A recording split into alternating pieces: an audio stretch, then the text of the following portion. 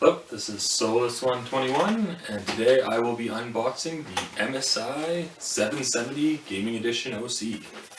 This is a phenomenal card, much better than any of their previous generations in my mind. They've completely redesigned their fans as well as their Frozer's heatsink. First, I'm going to show off the previous generation Frozer. This is their 80mm dual fan. 80mm dual fan. And it actually only had 2 heat pipes on it, as well as a large heat pipe on the top. Very small cards, very compact. I've had this card here for about 6 months, and all over the box, all over the product, they talk about how these things do not collect dust. Today I took it out of my machine for the first time, hit it with compressed air, and nothing. The thing had no dust on it. I was completely amazed, so hoping that tech moves on to the next device, which is the 770.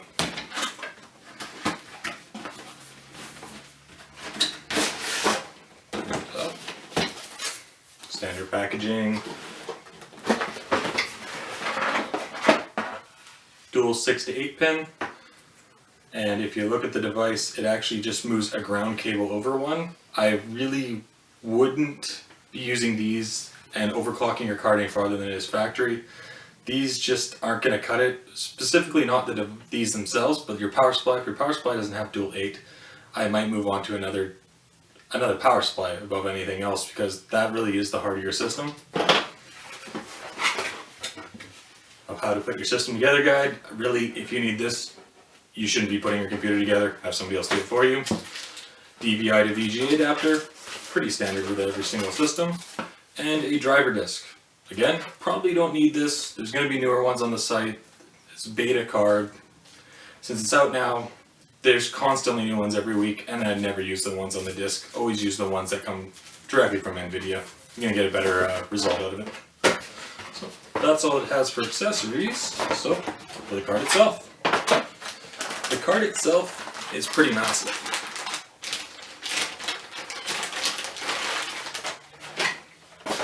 So here's the 770. Once again, they have now moved on to their gaming G series design over the Lightning series, which they still do have. So the gaming series does follow their new red line that we've only seen thus far on, I believe it was the 660 Ti Boost, which really, in my mind, is not a powerhouse gaming card, but a phenomenal price point card. Another cool thing about this one, 4 pipelines instead of the 2 on the previous one. One large one on the top, just like the previous model. As we see, there is a massive size difference between these guys. Even though this is still just a 660, that fan structure did continue on all the way up to the 680, and this little tiny guy is nothing compared to this guy in your hands. Again, dual 8 pin, much nicer for overclocking, much more stable. It's got DVI-D, DVI-I, HDMI, and a display port. Full-size display port, quite nice. This is the 2 gig model. It is overclocked over factory. Does contain the first generation to contain that 7000 megahertz RAM. Really haven't seen it in performance yet. I will cover that when I get into the review. This also has some really nice things, other than the fact it does not have a backplate, which we'll probably see on the Lightning series instead. It does have a nice heavy bar inside of it to actually keep it from flexing. I'll cover that more in the review. I've actually got some photos of this completely disassembled, and you can really see how cool this cooler is. It only takes up dual slots, much nicer than Asus's old CUI series, where they actually took up the full 3, and then they talk about how you want quad Crossfire, quad SLI, and there's no way you'd ever fit that in a million years. Dual SATAs, so you can actually go, actually dual SLIs, so you can actually move up to dual or triple graphics cards. I've seen a couple reviews say quad, even though it says all over the thing that it supports up to 3. It might actually support the quad, but that scales terribly. Other cool features with this card is it does carry a lot of the features that Titan has, such as the new turbo modes where you can just set to your comfortable temperature and it will keep overclocking and pushing the card to that point, giving you great frames per second, as long as you're okay with the heat and the noise. Thus far, I haven't actually tested this card. I will be covering that next week on our full review on the actual card itself. This is just the unboxing, so it's a great card. Right, the next item today is the Z87-GD65 gaming motherboard from MSI. Again, they have moved back to their wonderful red series that we first saw in the Z77-GD gaming series. I sadly never got one of my hands on those guys. They look like cool boards, so I was really happy when MSI said, hey, do you want to do an unboxing on these guys? So this guy's got a lot of really cool features, which I'll get into once I actually open it, and full review next week. But for now, you can see gaming logo, just like they did in the 7.7 card.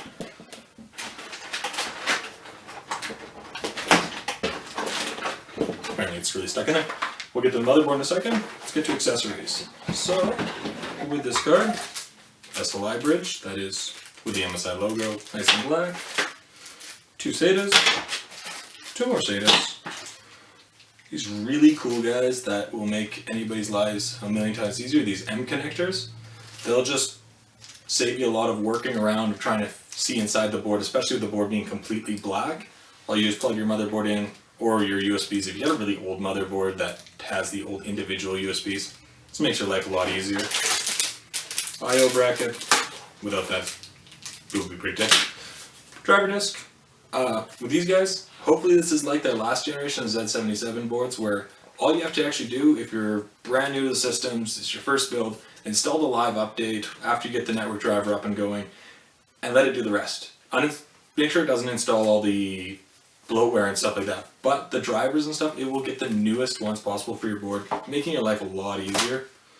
Quick installation guide, again, just like I said on the last review I just did, is if you've got to use these, you probably shouldn't be building your system, and either get some help from the forums, YouTube, anywhere else, or just have somebody else do it for you, or have one of the admins on many of the sites just sit down with you and help you out. Lots of those guys are really great. Guys on Anantech, Hardware Canucks, they're all willing to help you. Good guys. Go with them. The full user guide. This one actually is a pretty good user guide. It's pretty thick. It's got a lot of info on it, a lot of really useful tidbits and stuff, especially like the Lucid Vitrue, how to use a lot of the RAID setup, things like that, making your life easier. Software application guide. Again, has more on Lucid Vitrue, things like that. Kind of find them garbage. You're going to get better advice from people online because first BIOS update comes out, a lot of this stuff's no longer relevant. And that's it for accessories in there. Let's get on the motherboard. So, on the motherboard itself here, we do actually have a couple more things. So, underneath the motherboard is the really sad I'm sorry I'm gaming, sorry I'm busy gaming thing, and I'm not here. I couldn't see anybody in the world using this. This is really awesome. These are little anodes that are used for plugging into your motherboard, so you actually don't have to solder onto it like the Rogue series boards, which really is a deal breaker in my mind. This makes it so things are really easy to be done. You can test your voltages. You can really get that top overclock if you're doing performance overclock on HWBot or something else. So it's nice to have. Cool gaming badge. I'm going to incorporate this in a massive build coming up. Stay tuned for that. And a performance overclock guide. This is actually really nice, these platform overclock guides. I've seen them before in the M-Power boards, and they're actually really bang on. And if you follow them, 99% of the time, of course, getting a bad bin subside, it should be fine. This should help you out, but if you do get a bad board or a bad chip, it's not a whole lot you can do about it, but hope it works out well. Alright, we'll get to the motherboard in 1 second. Alright, and we are back again with Source 121 and some cool MSI gear. So, now we actually have the Z87-GD65 gaming motherboard. This thing is just phenomenal. I have not seen this kind of craftsmanship since the M-Power boards, or since Asus's Corsair series, when they actually really did show talent in it and they didn't just slightly revise it every time. Those things used to be my favorite boards of all time. This one's going to take the cake. What makes this thing so much different than any other board I've seen? Right away, you got 8 SATA 6s.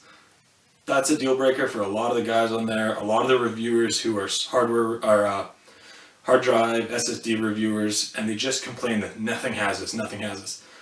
I know there's boards out there who are coming out with 10 of these. That's phenomenal. That's finally Intel's have gone up a couple of levels here. This should have came out about a generation back, but That's great to see. I like as well that the USB 3 is actually on an angle. It makes it a lot easier to cable manage and hide. One sad thing, if I had a complaint here, was I've got an actual gigabit motherboard. Not a big fan of gigabit, but their motherboards at least do have 3 on the motherboard USB 3 ports, so that's 6 front USB ports or mid ports, making it a lot easier. Because the fact of the matter is, lots of these motherboards, lots of these cases now have 2, 4, 6 USBs in the front. Why not make them all the proper speed instead of using adapters? But that being said, no big deal. Another awesome thing is the actual MSATA port. These are awesome because, let's face fact, Intel's really stepping up their game on their MSATA SSDs. And with having this port here, you could have a real clean system where basically you could clear out no cables, have everything on the board, have a nice and clean airflow, and skip having that extra drives of all you do is play a couple games. You're good to go. The design on the VRAM heatsinks is really awesome. They're actually full dragons, which I like that. 8-pin, not too bad. It's got the cool gaming features and stuff like that, such as their overclock, pre-overclock guides and stuff like that built into it, making your life a little easier if this is your first major board. It's got on the back here the 2, or actually 4 USB 3s, 2 standard USBs, which are actually supposed to be gold plated for low latency, same with the PSU slot. We're going to test that this week and come back to you guys and say how it actually worked. You never know if it actually works how they say. The other Killer LAN, I believe it's called. Yeah, Killer E220 LAN. It's supposed to lower your latency. Again, an awesome feature. Again, this has Vitru, Lucid Vitru settings, or actual chip on it.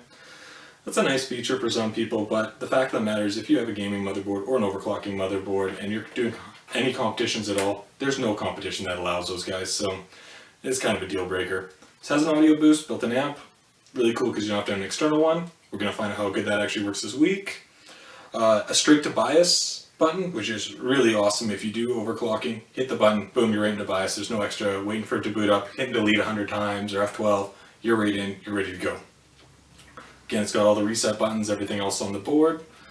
Tons of fan controllers, tons of major features that we'll be finding out about throughout the week, so stay tuned. And next week and the week after, we will be covering a lot of Corsair's new products and hopefully some more stuff for MSI.